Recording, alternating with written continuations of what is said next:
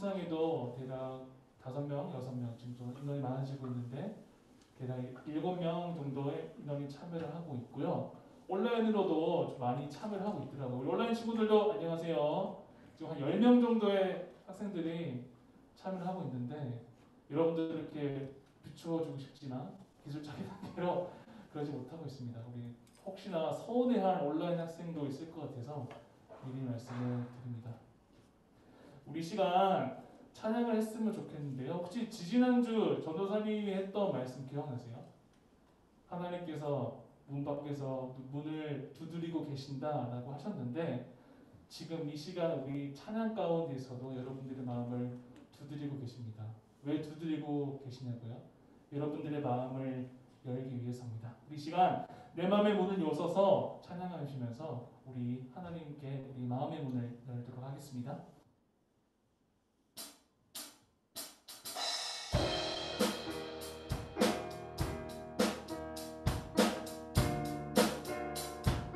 박수 치면서 찬양해 볼까요? 내 마음의 문을 열어서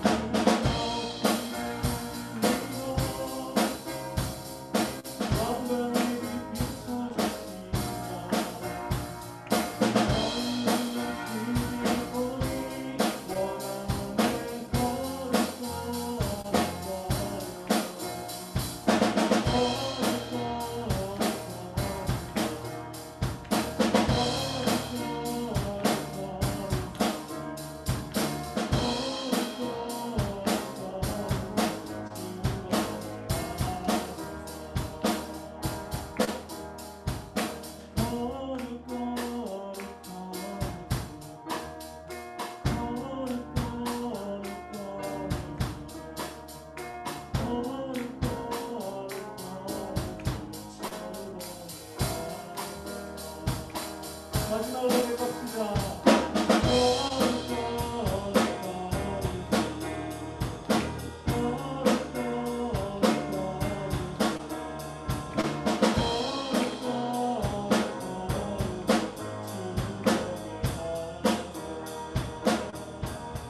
하나님께 영광을 받고 드리겠습니다. 다음 부를 찬양은 선한 능력으로라는 찬양입니다. 이 찬양에 대한 좀 사연이 있는데요. 전도사님이 지치고 힘들 때마다 꼭 듣는 찬양이 바로 이 선한 능력으로라는 찬양입니다. 이 찬양의 가사를 한번 읽어보면 첫 가사에 이런 말이 나옵니다. 그 선한 힘에 고요히 감싸며라는 단어가 나오는데 이 이 찬양의 구절을 딱 들을 때 뭔가 하나님의 사랑과 위로가 나를 감싸는 듯한, 누군가 뒤에서 안아주는 듯한 그런 느낌이 들어서 저 사람의 힘이 될 때마다 이 찬양을 듣곤 합니다. 여러분들도 혹시나 나중에 공부를 하다가 아니면 힘든 일이 있을 때 이 찬양을 꼭 부르셔서 이 하나님이 안아주시는 그러한 선한 능력, 감싸는 그런 은혜를 누리시길 바라겠습니다. 이 시간 선한 능력으로 찬양하겠습니다.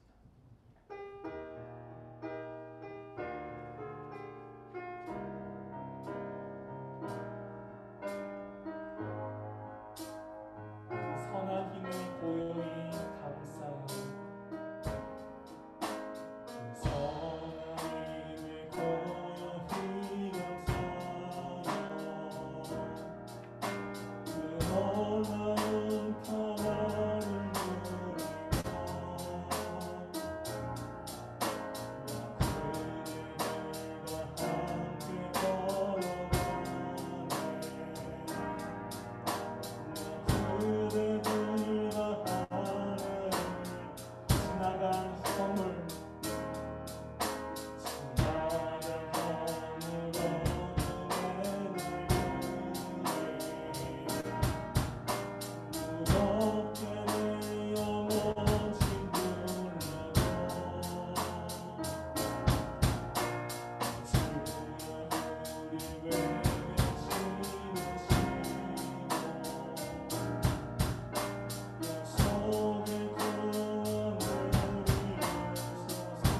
선하님이 우리 감싸시니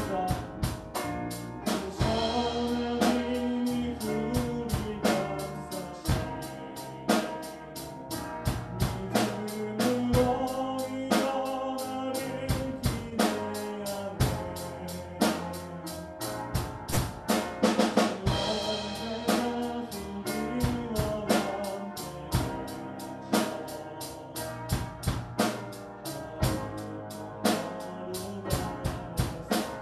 주께서 밝히신 작은 촛불,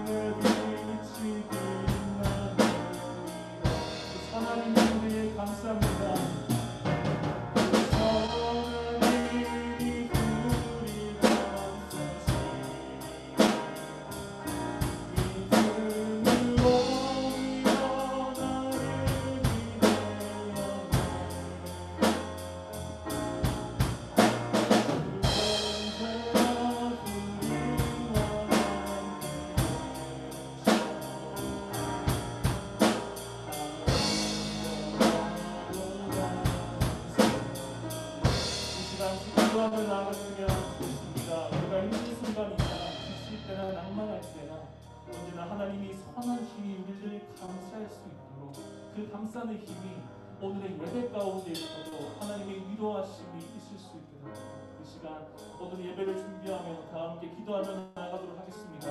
기도하시겠습니다. 하나님 아버지, 하나님의 선한 능력으로 나아갑니다. 늘 우리를 위로로 감싸주시고 그 하나님의 신실하신 능력으로 하나님 온전히 그 하나님의 사랑에 힘입어 평안을 누릴 수 있도록 인도하여 주시옵소서. 하나님 우리는 우리의 선택합니다. 하나님과 하나님의 손을 걸어가시옵소서. 우리와 함께 해주시고 우리 예배 가운데 있어요. 하나님의 선한 능력과 고요한 감사 주시옵소서.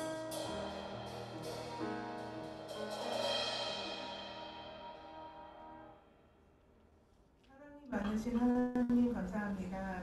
주일날 이렇게 하나님 앞에 나와 찬양하고 예배 드릴 수 있는 여건을 허락해 주셔서 감사합니다. 어디에 있던지 이 자리를 기억하고 함께 예배 드릴 수 있기를 소망합니다. 하나님, 지난 한 주를 돌아보며 바쁘다는 핑계로 하나님을 잊고 나의 생각대로만 행동했던 것들 용서해 주시고 기도하며 먼저 하나님의 뜻을 구하는 우리들 되게 해주세요. 때에 따라 필요한 것들을 채워주시는 은혜의 하나님, 우리 중고등부 친구들 공부할 때 지혜를 주시옵소서. 각자의 비전을 이루어가기 위해 필요한 것들이 있으면 채워주시고 어려움이 있으면 이겨나갈 힘을 주셔서 하나님의 자녀로 세상의 빛과 소금이 되는 사람들 되게 해주세요. 특별히 우리 고3 친구들 얼마 남지 않은 시간 힘낼 수 있게 해주시고 수시의 일정 가운데도 함께 해주세요. 코로나가 올해 지속되고 있는데 여러 가지로 제한된 상황 속에서 평범하고 반복적인 삶이지만 그 속에서 감사함을 찾게 해주시고 너무 편안함에 익숙해지거나 믿음을 잃지 않도록 우리의 마음을 붙잡아 주시옵소서. 우리 모두 안전하게 지켜주시고 하루빨리 회복되길 소망합니다. 한절기 날씨에도 우리의 건강 지켜주시고 몸도 마음도 지치지 않게 해주세요. 추석을 맞아 가족들 만나러 오가는 길도 안전하게 지켜주시옵소서. 오늘 목사님을 통해 주시는 하나님 말씀에 마음을 열고 귀를 기울이게 해주시옵소서. 이 말씀으로 힘을 얻고 이번 한 주 매일매일이 새날 되길 원합니다. 오늘의 예배를 기쁘게 받아주시고 감사드리며 예수님 이름으로 기도합니다. 아멘.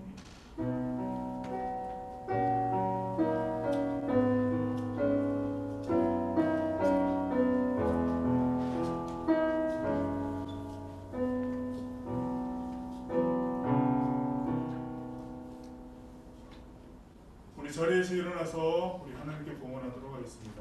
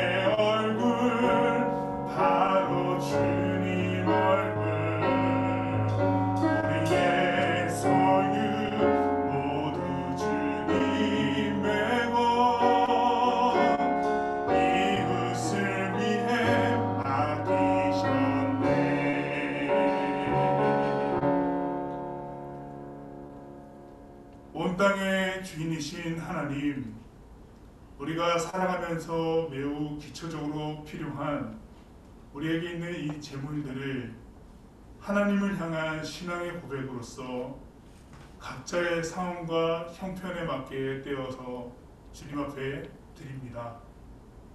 이 예물들은 하나님의 이름으로 사용될 때 거룩한 봉헌물이 될 것이고, 또한 그 거룩한 봉헌물이 하나님의 나라를 확장시켜가며 그 나라를 세워가는 일에 큰 역할을 감당할 것입니다. 그 일들을 우리들에게 맡겨주셨습니다. 직접적으로 이 일들을 행하며 섬기는 모든 사람들에게 주님의 마음을 주시고 주님의 나라를 위하여서 헌신할 때에 큰 은혜를 더하여 주십시오. 그리고 또한 이 시간 나의 삶이 하나님께 속해 있다는 그 신앙 고백으로 봉헌하는 산성교회 중고등부 한 사람 한 사람 가운데 복을 더하시고 그 생활 가운데서 하나님의 사랑을 충분히 누리며 그 은혜 가운데 하루하루를 살아갈 수 있도록 함께하여 주옵소서. 오직 복의 근원 되시는 우리 주 예수님의 이름으로 봉헌 기도드립니다. 아멘. 자리에 앉겠습니다. 네, 교회 소식 전하겠습니다. 어느 분이 제 주보를 가져왔어요. 주보 놔뒀는데 사라졌어요. 하지만 교회 소식 다 외우고 있어서 전하겠습니다. 여러분들 그 다음 주입니다. 우리 더 메시지 토요 스쿨 우리 진행할 텐데 구글 링크로 여러분들에게 보내드렸을 거고 여기 있었네요. 네, 구글 링크로 보내드렸고 현재 그 각자 상황에 따라서 줌에서든 현장에서든 참여할 수 있는 친구들은 참가 신청을 해주고 있습니다. 현재 고등부는 아쉽게도 0명인데 여러분 꼭 시간 내주셔서 하나님의 말씀을 알아가는 데 힘써 주시길 부탁드리고요. 다음 주에 바로 시작하겠습니다. 토요일과 주일 두 번에 걸쳐서 우리가 진행할 텐데요. 아직까지 이제 신청을 받고 있으니까 여러분들 링크를 꼭 확인해 주셔서 다음 메시지 함께 했으면 좋겠습니다. 추석 연휴가 여러분 시작됐죠? 지금 시간에 시골로 내려간 친구들도 부모님 따라 간 친구들도 분명히 있을 텐데 오고 가는 발걸음이 참 안전했으면 좋겠습니다. 그리고 코로나 상황이기 때문에 그 코로나 상황 속에서도 안전하게 잘 보냈으면 좋겠고요. 그리고 예배 마치고 또 이동할 친구들도 있을 텐데 오고 가는 발걸음들 여러분들 건강히 무사히 잘 다녀오시길 바랍니다. 오늘은 추석 맞이하는 기념으로 예배 마치고 여러분들 귀가하실 때 꿀떡이 준비되어 있습니다. 그렇기 때문에 하나씩 꼭 받아가 주시고요. 나는 꿀떡을 싫어요 라고 해도 하나 꼭 받아가 주세요. 부모님을 드리든지 여러분 친척을 드리든지 내가 꿀떡 안 먹는다 해가지고 안 챙겨가지 마시고 꼭 꿀떡 챙겨가 주시길 바랍니다. 여러분들이 안 챙기면 제가 다 먹어야 되니까요. 너무 많아. 여러분들 소중한 자원이 남기면 안 되겠죠? 꼭 하나씩 가져가 주시길 부탁드립니다. 네, 교회 소식 여기까지입니다. 오늘 여러분들과 함께 하나님의 말씀을 볼 텐데 여러분 성경책 다 가져왔죠?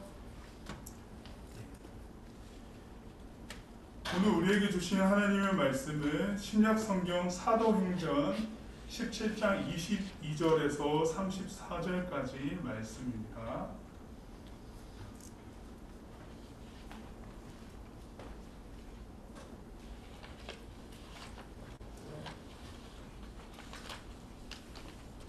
오늘은 말씀이 길기 때문에 여러분들과 번갈아 가면서 하나님의 말씀을 봉독하도록 하겠습니다. 제가 먼저 읽고 그 다음 여러분들이 읽어주시면 되겠습니다. 바울이 아레오바고 가운데 서서 말하되 아덴 사람들아 너희를 보니 범사에 종교심이 많도다.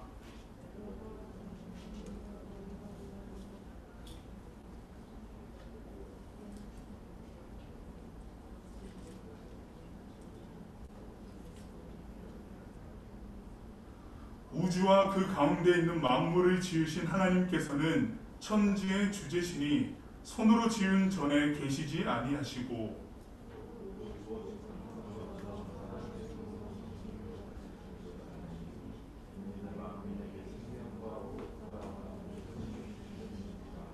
인류의 모든 족속을 한 혈통으로 만드사 온 땅에 살게 하시고 그들의 연대를 정하시며 거주의 경계를 한정하셨으니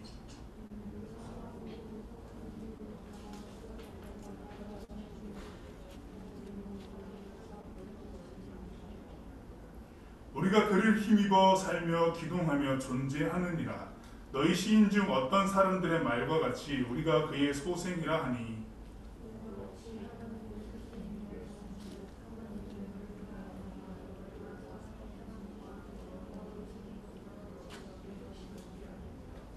알지 못하던 시대에는 하나님의 간과하셨거니와 이제는 어디든지 사람에게 다 명하사 회개하라 하셨으니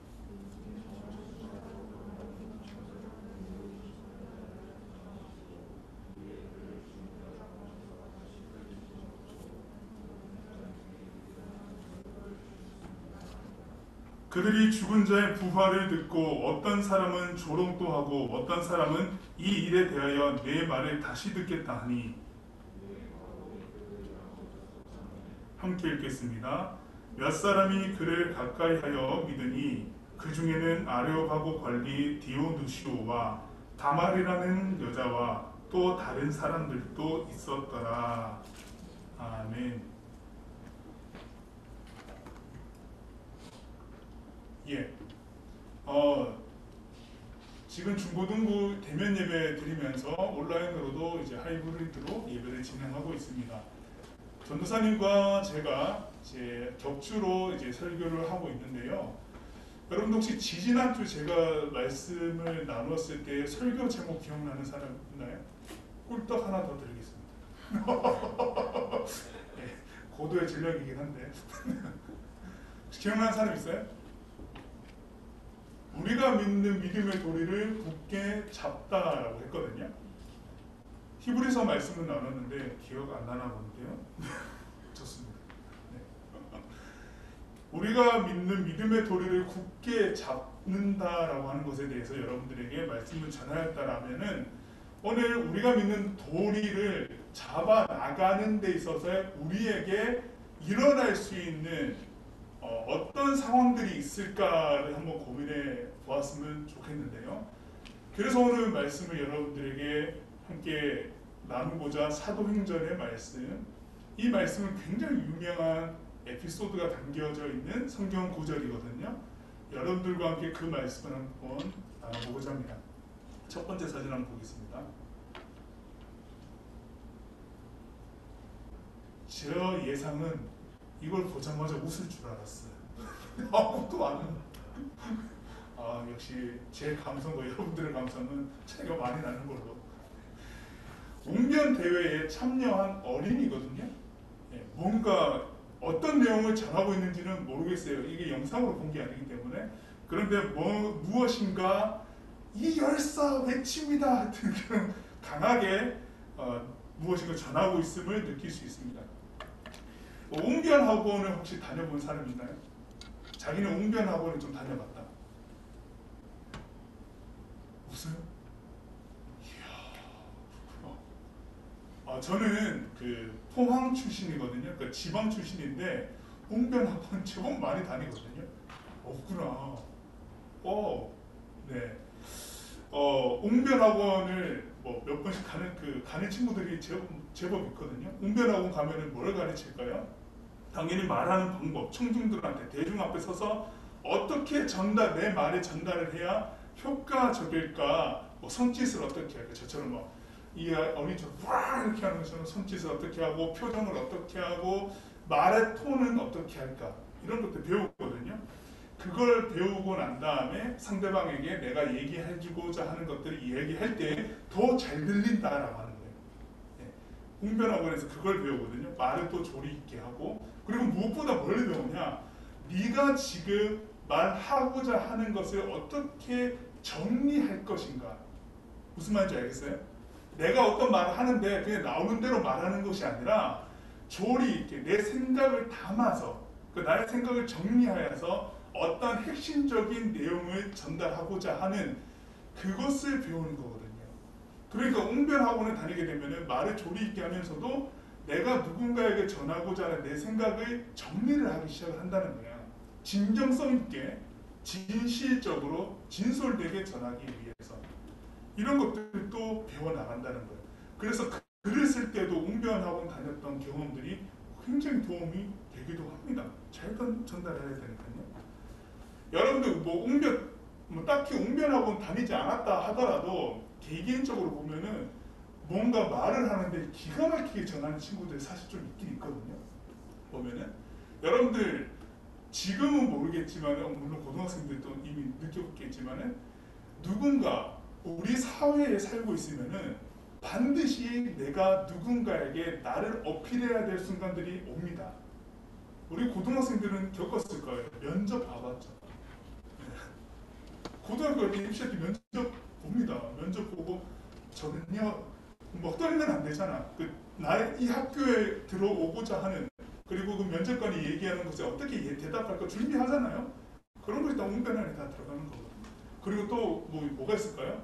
이미 부모님께 용돈을 받았으나 추가적으로 용돈을 얻어내기 위해서 뭔가 스킬을 써야 돼. 그럴 때 왜 나는 용돈을 더 얻어야 되는지에 대해서 막 머리를 굴리잖아. 잔머리를 막 굴립니다. 그런 것들도 다 포함될 수 있어요. 굉장히 중요한 순간에 말을 할 수 있어요. 그 말을 할 때 나에게 일어나는 과정이 뭐가 있느냐라고 하는 거예요. 생각을 골똘히 한다는 거예요. 이 말을, 이 단어를 썼을 때 이렇게 들리겠구나라고 하는 생각을 골똘히 한다는 거예요. 이게 우리에게 무조건 한 번 이상은 맞닥뜨리게 되는 상황이다라고 하는 겁니다. 지금은 이거를 하나의 어떤 스킬이나 이런 학원을 통해서 배우지만은 지금은 예전에 오늘 여러분들께 소개할 배경이 되는 이 도시와 그 상황에서는요, 이게 필수였거든요. 필수적이었을 때가 있었습니다. 무조건 누군가에게 나의 이야기를 해야 됐었고, 그 사람의 이야기를 들었을 때 잘 정리할 수 있는 능력이 필요한 시대가 있었어요. 특히 이렇게 말을 하고 전하고 그리고 이 사람이 무슨 말을 하는지 듣는 거를 즐기는 시대가 있었다라고 하는 건데, 오늘 여러분들과 함께 보고 있는 사도행전 17장에 사도 바울이 도착한 그 도시가 바로 중심지였습니다. 오늘 여러분들 성경 읽을 때 우리가 22절부터 읽었지만 이 이야기는 16절부터 시작되거든요. 바울이, 다음 사진입니다. 바울이 2차 전도 여행을 하는 중에 저 마케도니아 지역으로 넘어가서 지중해 연안 쪽에 있는 도시를 순회하고 있었습니다. 그 중에 이제 도착한 곳이 아덴이라고 하는 곳이었어요. 성경에는 아덴이지만 우리 잘 아는 아테네입니다. 아테네에 딱 도착을 했었어요. 여러분, 아테네가 고대 민주주의의 꽃이었죠. 아테네가 주전 5세기경에 이미 소피스트라고 하는 그 사람들이 활동을 했었습니다. 이 지역에. 소피스트가 어떤 사람들입니까? 때로는 현인, 그러니까 지혜를 가르치는 사람, 때로는 운명가, 교사. 로마 시대로 넘어왔을 때는 조금 이 소피스트들에 대한 평가가 좀 절하되어서 산문 작가 이 정도로 여기 말하지만은 주전 5세기 저 아테네에서는 소피스트들은 굉장히 지혜 있는 사람들이었어요. 지혜를 가르치는 사람들로서 순회하면서 자신들이 깨달은 바, 그 철학적인 내용들이겠죠. 인문학적인 내용들을 사람들에게 전하고 또 어떻게 하면 너가 깨달은 것을 잘 말할 수 있을까? 이것들을 가르친 사람들이 아주 활발하게 활동했을 그때의 아테네. 지금 사도 바울이 이 아테네에 있을 때는요, 주후입니다. 주전이 아니라 이미 기본 토양 자체가 지혜를 말하는 데 있어서 익숙해져 있는 사람들이 많은 곳이었다라고 하는 거죠. 이 소피스트들이 활동하고 난 다음에 우리가 잘 아는 철학자들이 나옵니다. 누가 있어요? 소크라테스, 플라톤, 아리스토텔레스, 이런 분들이 여기서 주되게 활동하셨거든요. 이런 무대가 이미 쫙 형성되어 있는, 오늘 성경에 보면은 여기에서 사도 바울이 아테네에서 만났던 사람들은 그 소크라테스, 플라톤, 아리스토텔레스보다 좀 더 후대에 생겨난, 여러분들 많이 들어봤을 거예요. 스토아 학파, 에피쿠로스 학파 사람들, 이 다 철학자들이에요. 철학자들이 즐비한 도시들, 그리고 이런 이야기들을 많이 주고받는 그런 도시에 사도 바울이 도착했다라고 하는 겁니다. 여러분들 이 배경만 봐도 뭐가 느껴져요? 길 가다가 무엇인가 질문을 던졌을 때 저 바위는 왜 저기에 있는 것일까? 라고 하는, 그럼 대화를 해. 누군가가 옮겼을까? 자연 발생적으로 저기 생겨나게 됐을까? 이래서 막 이렇게 한다는 거예요. 이때 당시 여러분들 철학의 그 관심사는 뭐였냐면은 자연의 이치였거든요. 이 자연 현상 가운데 일어나는 일, 천재지변도 있겠지만은 그것과 더불어서 자연을 이루고 있는 아주 중요한 요소 중에 하나인 인간사, 인간과 인간의 갈등, 감정들, 이런 것들이 굉장히 관심이 많았습니다. 그래서 이때 시대 때 희극도 발달하지만 비극도 발달하죠. 3대 비극이죠. 아이스킬로스나 여러분들 작품들 알 겁니다. 아가멤논 이야기 뭐 이런 이야기들 한 번씩 여러분들 접했을 건데 그런 비극이 아주 발달해서 그곳이었거든요. 사도 바울이 오늘 성경에 보면은 여러분들과 읽지 않은 내용이지만은 성경에 보면 16절에 보면은 사도 바울이 이 아테네에 도착하자마자 복음을 전한 것이 아니었어요. 성경 내용을 훑어보면은 아테네에 딱 도착하고 사도 바울은 그 도시를 조금 한번 지켜봤습니다. 바로 복음을 전한 게 아니라 도시가 어떤지를 지켜보고 있다가 무엇을 발견하냐면은 저는 아테네를 실제로 가보지는 못했어요. 정말 가보고 싶은 도시긴 한데 너무 신전이 많은 거예요.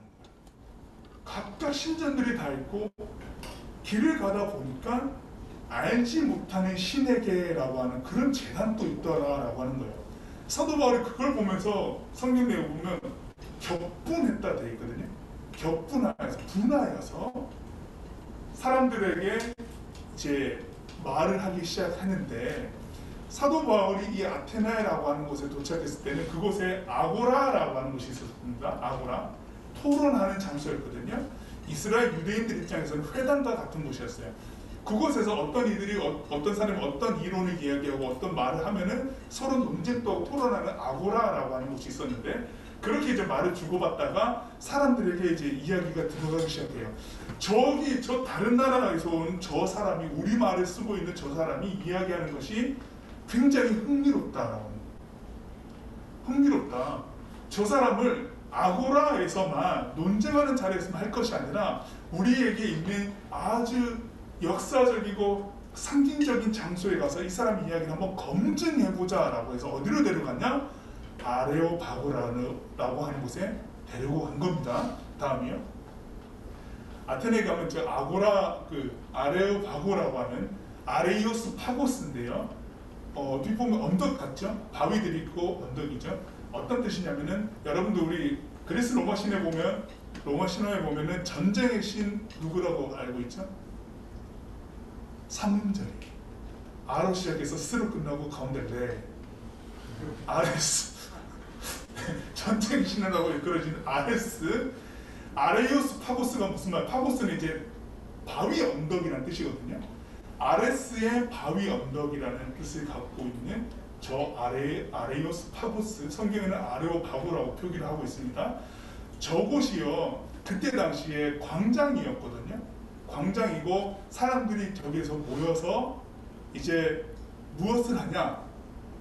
법적인 어떤 기능을 하는 곳은 아니었어요. 그 법제화가 되어 있는 법정처럼 땅땅땅 무죄를 선언하는 곳은 아니라 저 사람이 이야기하고 있는 저 논리, 저 이야기들에 대해서 아테네 시민들이 모여라 함께 듣고 검증해보자.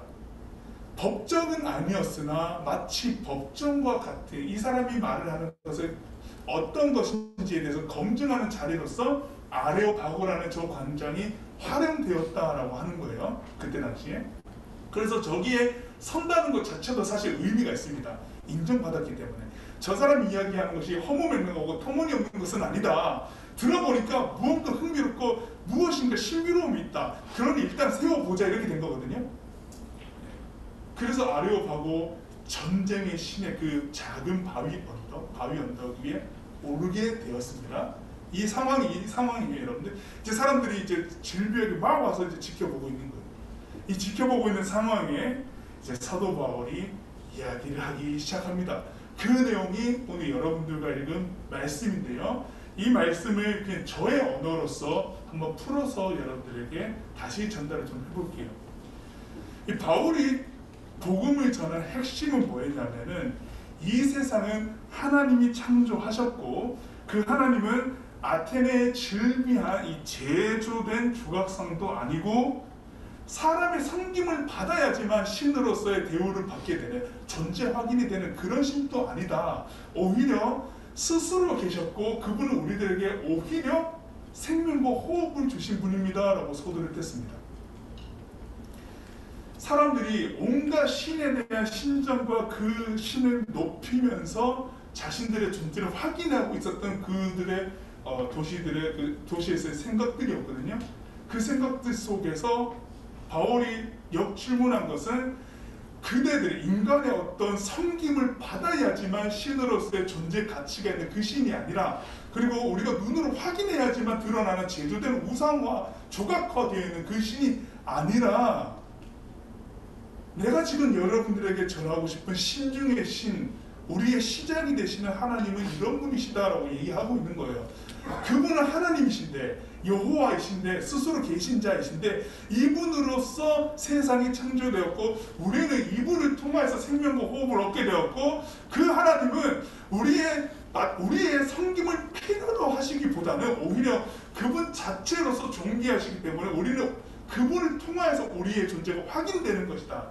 바꿔서 이 사람들이 신을 신격화해야지만 신이 된 것으로 여기고 있던 그 사회에 오히려 반대로 하나님이 우리 가운데 생명과 호흡을 더하셨기 때문에 우리는 확인될 수 있는 존재가, 확인될 수 있는 존재, 여기에서 구동하고 살아갈 수 있는 존재다.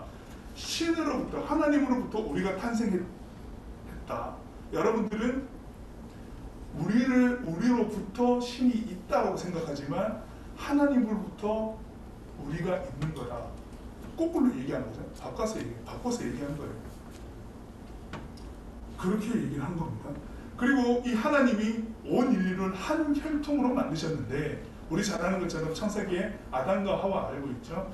한 혈통으로 만드셨고, 이 한 혈통으로 만드신 사람들이 지역과 연대에 따라서 흩어져 살고 나름의 경계에 따라 살아가면서 그들이 살고 있는 삶의 터전에서 하나님을 더듬어서 알 수 있도록 하나님께서 온갖 그 환경과 여건 가운데 역사하신 분이다 라고 하는 거예요. 아테네가 뭐에 관심이 있다고 했죠? 자연의 이치. 그 자연의 이치에 관심이 굉장히 많았고, 그걸 통해서 내가 무엇인가 발견했다, 어떠한 깨달음을 얻었다라고 하는 것처럼 하나님께서 하신 일이다. 그렇게 깨달음을 얻을 수 있는 것도 하나님이 이미 한 혈통으로 사람을 만드시고 그 연대와 경계를 정하셔서 살게 하시고 거기서 활동하게 하셨으므로, 그 상황 가운데서 그 생활하는 중에 하나님을 더듬어 알 수 있게끔 이 모든 창조된 세계 안에서 하나님이 베풀어 주신 것이다 라고 하는 거예요. 이러한 내용을 로마서 2장에 가면 더 명확하게 사도 바울이 이야기하고 있는 부분을 확인할 수 있거든요. 그 내용은 여러분들이 꼭 로마서를 읽어보면서 확인하시고, 그렇게 얘기를 합니다. 창조된 자연이 하나님으로부터 시작한 이 창조된 자연이 있기 때문에 그러한 이치도 깨달을 수 있는 건데, 그것도 하나님께서 우리들에게 베풀어 주신 것이다 라고 얘기를 합니다. 이렇듯 우리는 다 하나님으로 인하여서 기동한다, 살아간다, 움직인다. 사람의 손으로 만든 금이나 은이나 돌에다가 사람의 기술로 구하는 우상과 같은 하나님으로 여길 것이 아니라, 그 신이 그렇게 여길 것이 아니라, 하나님은 형태도 없으시고 우리들에게 창조된 하나님께서는 우리의 어떠한 고안된 것들로서 표현될 수 있는 분이 아니다라고 하는 겁니다. 이전이란 말은 이제부터 이제 예수님을 잘하는 거예요.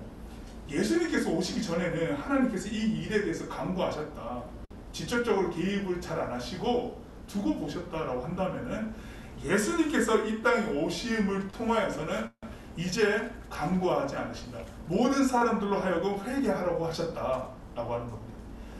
하나님께서 예수님을 보내셨습니다. 우리의 죄를 위하여서, 우리의 죄를 위해서 십자가 못 박혀 돌아가신 그분을 통하여 회개하라 하셨습니다. 이제 회개하고 우리의 온전한 믿음에 대해, 확실한 믿음에 대해서 가져갈 것을, 우리에게 확실한 증거로서 예수님을 이 땅 가운데 보내셨고 우리들에게 알도록 하셨고, 사도 바울과 같은 사람 통해서 그 예수님을 전하도록 하셨고, 사람들로 하여금 듣게 하셨고, 그것을 통해서 사람들로 회개하게 하셨습니다. 이 명확한 일들이 이제 일어났습니다. 알지도 못하는 미지의 연약에 대해서 그냥 그 신을 위해서 고상한 행동을 하는 것처럼 그렇게 하고 있지만, 그렇게 하지 말고 이제 명확하게 우리들에게는 예수 그리스도, 우리의 구원자가 계시니까 이 예수님을 여러분들이 이제 아셔야 돼요.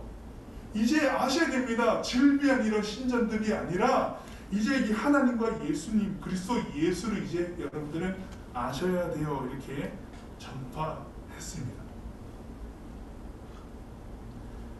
어떻게 됐을까요? 성경 내용에는 어떻게 됐습니까? 사람들이 이 이야기를 듣고 비아냥거리는 사람도 있었고, 굉장히 흥미롭구나, 무엇인가 나의 궁금증을 풀어주는 이야기다 라고 여긴 사람도 있었다라고 하는 거죠. 뭘까요? 상황이 사실 여러분들 이 이야기가 선포되었을 때 이 이야기를 들은 아레오바고에 모인 사람들이 다 맞다! 저거다! 저 이야기가 맞다! 우리 무릎의 최종적인 결론이다! 라고 이렇게 여기고 다 믿었으면 얼마나 드라마틱하겠어요. 그러나 여러분 성경 기록에는 정말 사실적으로 표현해주고 있죠. 그 중에 몇몇만 이 복음을 들었다라고 되어 있습니다. 사실 여러분 이게 핵심이거든요. 복음을 듣는다라고 하는 것은 복음에는 온전히 능력이 있습니다. 하나님의 말씀은 생명력이 있습니다. 듣는 사람으로 하여금 깨달음을 얻게 하고 자신의 삶을 뒤돌아보게 하는 아주 큰 능력이 있습니다. 그럼에도 불구하고 이 복음이라고 하는 것을 이 사회, 이 현실 가운데 던져졌을 때는 일어나는 우리들의 현실적인 모습은 갈등이라고 하는 거예요. 갈등. 무엇과 갈등이 있을까요?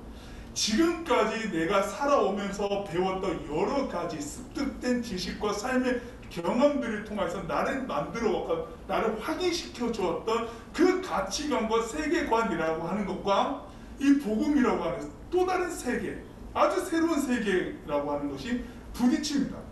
부딪히면서 검증의 시간이 필요한 거고 갈등의 시간이 필요하면서 이것에 대해서 내가 인정하고 결정하는 것이 생기는 그 과정을 통하여서 어떻게 될까요? 하나님의 말씀이 나의 세계관, 나의 세계로 들어오기 시작을 하고 나의 생각의 기준과 판단의 근거들을 마련해 주기 시작을 합니다. 이런 과정이 우리들에게 현실에 일어나는 상황입니다.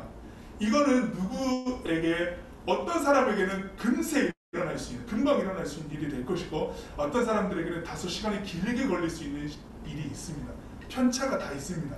이게 현실적으로 일어날 수 있는 일이고 그 사도 바울이 전했을 때에도 몇 사람, 아레오바고에는 도대체 몇 명이 모인지는 알 수는 없으나 아주 이슈였기 때문에 제법 많은 사람들이 모였을 거라고 예상됩니다. 그 중에 몇 퍼센트도 아니에요. 몇 명은 와서 믿었어요. 아레오파고에 관리했던 디오누시오, 다마리라 이름하는 여성이 있었고 그 외에 몇 명이 있었다고 되어 있거든요. 아주 소수만 복음을 믿었다라고 되어 있거든요. 이 사람이 아마도 자신들이 생각하는 것 중에 이 온전히 알지는 못하지만 무엇인가 우리를 창조하신 신이 있을 것이야 라고 하는 어떤 자신들만의 생각들이 늘 물음표에 있었던 사람이었을 가능성이 높습니다. 그랬을 때 그것에 대해서 현저하게 이야기해주고 있는 복음을 들었을 때 이것이구나 라고 선택을 했을 거예요. 여기서 드러나는 것은 나의 매 순간에 여러분들의 처한 환경 가운데서 내가 뭐 누구를 만났고 무엇을 먹었고 어떤 것들을 했다라고 하는 것에만 1차적인 생각으로만 머물러 있지 말고 그 삶의 과정 활동하는 내면적으로 어떤 의미를 가지고 내가 살아가고 있는지 이것은 나에게 무슨 의미가 있었는지에 대해서 계속 질문하고 있는 사람일수록 복음을 들었을 때 그것을 받아들일 때 더 수월하다라고 하는 것을 단순하는 거거든요. 그래서 예배 드릴 때도 하나님의 말씀을 드릴 때도요 계속 고민해야 돼요. 나의 하루가 어떠한 의미가 나에게 있었는가라고 하는 것은 정말 나를 들여다보지 않으면은 복음이라고 하는 것이 지금 여러분들 매주마다 드리는 예배가 여러분들에게 새롭게 들려지게 되고 예배가 새로움으로 다가와야 될 텐데 그것이 없고 하루하루 시간이 그저 지나가는 시간으로만 있으면 반복되는 나의 어떤 훈련으로만 있게 된다면 그 안에 하나님이 나와 어떤 일을 하고 계실까? 성령님 나의 가운데 나에게 무슨 말씀을 하실까? 나는 하나님 앞에서 어떤 사람입니까? 하나님의 말씀은 나를 어떻게 조명해주고 비춰주고 있을까? 이런 것들에 대해서 과정이 없다면요 복음이요 그냥 비아냥거리는 이야기로 지나갈 수밖에 없게 될 수도 있습니다. 별로 나에게 관심이 없는 것이 될 수도 있거든요. 이것을 아주 명확하게 보여주고 있는 것입니다. 우리의 생각과 세상을 바라보는 시각 이 지적인 작용의 기준점이 다르기 때문에 이제 여러분이 이 말씀을 들으면 이제 싸움이 일어나죠. 마치 아레오바고 전쟁의 신의 저 바위 언덕에서처럼 수많은 전쟁들 나의 가치에 대한 전쟁들이 이제 일어나는 시간들이죠. 그래서 아레오바고에서 하는 거예요. 저기는 전쟁이 일어나는 곳이거든요.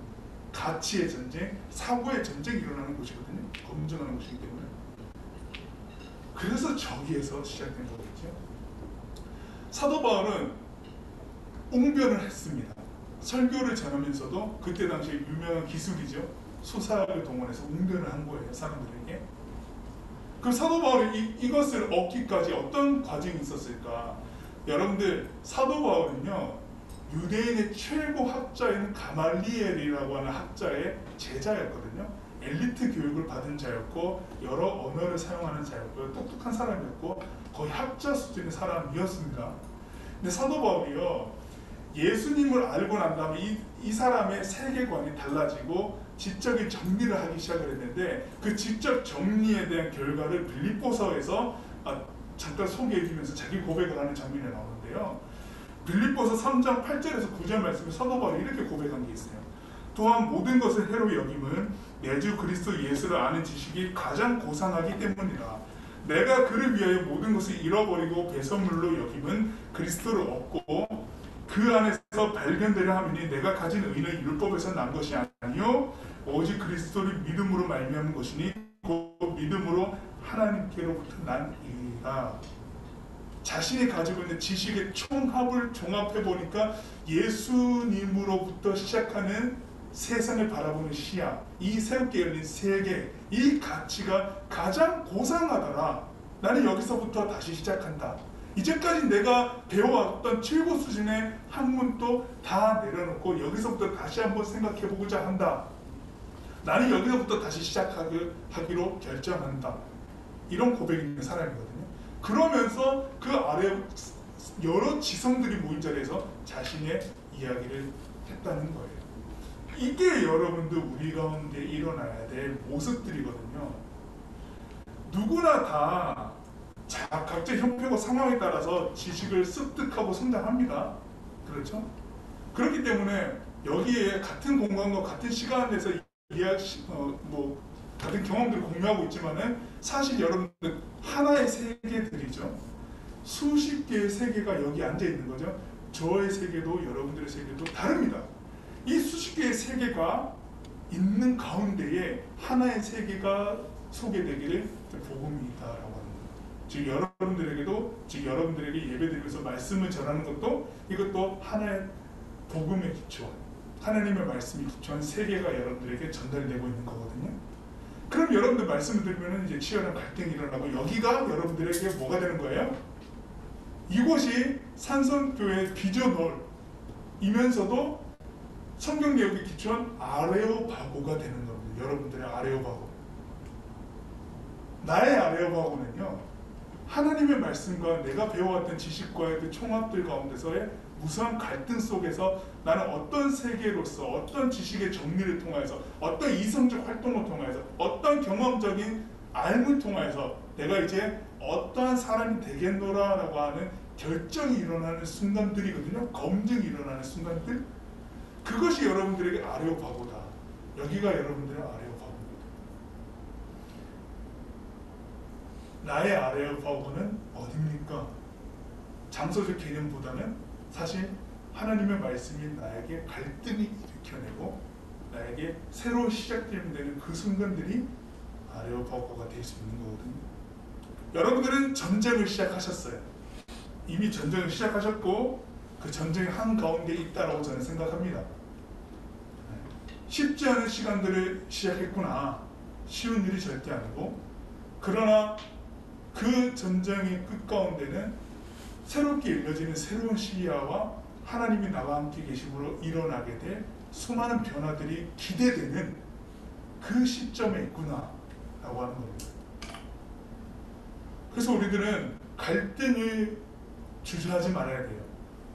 하나님 말씀 나에게 적용해보고 어떤 것들이 있는지를 눈여겨보는 것들을 포기하지 마셔야 됩니다. 그래야 하나님께서 나에게 어떤 일을 하시는지를 알 수 있습니다. 그걸 여러분들이 시작하셔야 되고 시작할 수 있는 나이입니다. 10대 중반이고요. 늙어가고 있습니다. 할 수 있습니다. 네. 여러분 충분히 할 수 있는 시간들이죠. 포기하지 마십시오. 우리가 믿는 믿음의 도리를 굳게 잡는 것에 있어서 일어나는 수많은 갈등들, 이것이 여러분들에게 있다. 우리들은 모두가 다 아레오바고에 있다라고 하는 것 기억하시고 하루하루를 그렇게 살아가 보시길 부탁드립니다. 하나님께서 여러분들과 함께 하시면서 알려주실 겁니다. 그리고 여러분들이 앞으로의 길도 제시해 주실 것입니다. 그것으로 나아가는 거거든요. 여러분들의 복음의 세계관이 활짝 열리기를 주님의 이름으로 축복합니다. 시간 한 가지 기도하겠습니다. 이 시간에는 좀 다짐도 하고 적용하는 기도이기 때문에 서서 하겠습니다. 자리에서 일어나서요. 네. 하나님, 내가 지금 아레오파고에 있는 것 같습니다. 하나님의 말씀이 지금 또 들려주고 있는데 나의 생각과 함께 접목되어서 일어나는 갈등 속에서 이 복음의 가치와 이 하나님의 세계가 나에게 조금 더 열려질 수 있는 그 귀한 은혜가 있기를 소망합니다. 그 갈등들 포기하지 않고 해나가게 힘이 있을 수 있도록 도와주십시오. 그런 우리 아주 짧은 기도를 드릴 수 있을 것 같아요. 함께 말씀을 생각하면서 잠시 기도하겠습니다. 하나님, 우리 각자에게 아레오파고가 주어져 있습니다. 여전히 내가 습득해왔던 것들과 하나님의 말씀이 상충되면서 갈등이 일어나고 빚어나가게 되는 일들이 벌어지게 됩니다. 그 속에서 일어나는 그 모든 갈등들을 덮어두지 않게 하시고 열렬히 하나님의 말씀을 주목하게 하시고 그 갈등들 속에 결정들을 해나갈 수 있도록 은혜를 주시오. 우리에게 새롭게 일려지는 하나님의 말씀으로 시작하는 우리의 하루하루들을 되게 하셔서 지금 또 우리를 인도하시는 하나님을 바라볼 수 있는 귀한 변화와 은혜를 기대해 소망합니다. 그렇게 다짐하며 하루를 시작하고 그렇게 나아가는 소망하는 여기 예배하는 친구들, 친구들 되어질 수 있도록 그리고 제가 될 수 있도록 주님의 은혜를 더하여 주옵소서.